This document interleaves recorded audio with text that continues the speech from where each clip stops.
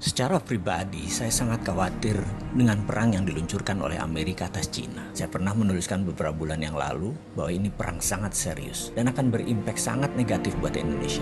Benar loh, dan menurut saya kita belum melakukan antisipasi apapun. Jangan menganggap saya ini lebay. Tapi apa yang terjadi kalau efek perang dagang ini memukul Amerika? Atau dengan kata lain, Amerika yang kalah. Amerika yang merasa sebagai New World Order mendapat tantangan dari pasukan kuning Cina. Dan kalau Amerika sampai kalah, dunia berubah kutubnya. Bergeser centrum of gravitatis kalau bahasa intelijennya. Dan kita bisa lihat apa yang terjadi jika nanti benar ramalan saya ini terjadi.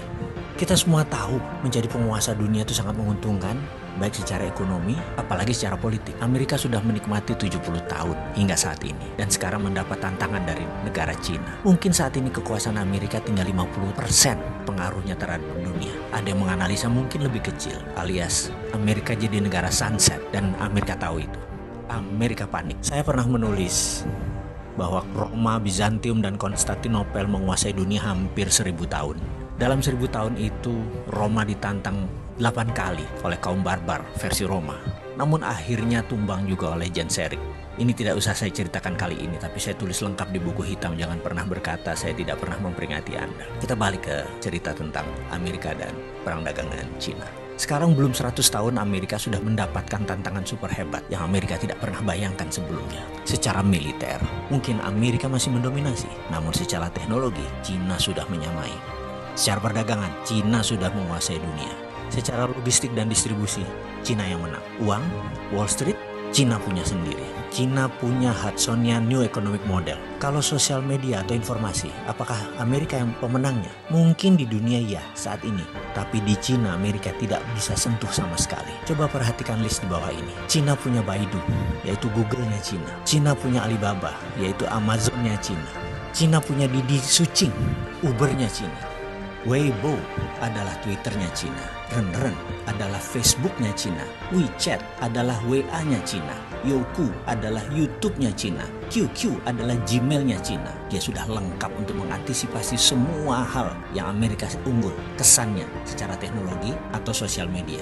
Bahkan ketika perang teknologi dilancarkan oleh Trump, setelah 5 kali serang Cina dengan tarif barang Cina dinaikkan 25%. Kemudian Trump melarang Android untuk dipakai Huawei. Apa yang terjadi? Ternyata Huawei sudah punya platform OS sendiri yang bernama Hongmeng OS, sehingga tidak terlalu berpengaruh. Amerika kecele berat di situ. Huawei chipnya ternyata 50% sudah buatan sendiri. Dan 5G tidak pakai platform ZTE yang Amerika punya. Di sisi bisnis, Huawei sudah dipakai sebagai platform operator telekomunikasi di 100 negara di dunia ini yang membuat Huawei tetap beroperasi sebagai penyedia alat telekomunikasi dunia. Bayangkan ketika 100 negara tersebut memakai 5G tahun depan ya, apa yang terjadi dengan Amerika? Amerika bisa hilang, Amerika bisa menjadi negara mediocre. Dan itu dimulai tahun depan, tahun 2020. Prediksi saya, yang mudah-mudahan kali ini salah, Amerika akan mengalami inflasi besar di tahun 2020.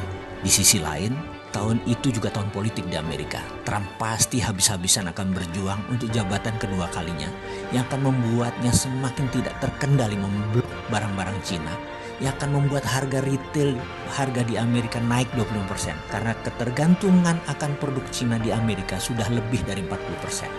Efeknya, bayangkan di tahun 2021.